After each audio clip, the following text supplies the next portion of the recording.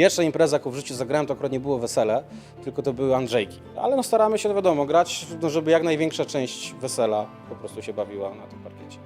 My wychodzimy grać po przerwie, gramy dopiero trzeci, czwarty numer i przychodzi kelnerka, że za 5 minut zaczynają wydawkę.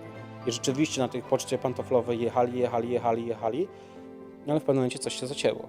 U nas, ja pochodzę z takiego regionu, no w Rzeszowie jeszcze uważam, że Rzeszów, Nowy Sącz, te takie dwa miasta, to jest jeszcze raczej takie zagłębie takich bardziej tradycyjnych wesel.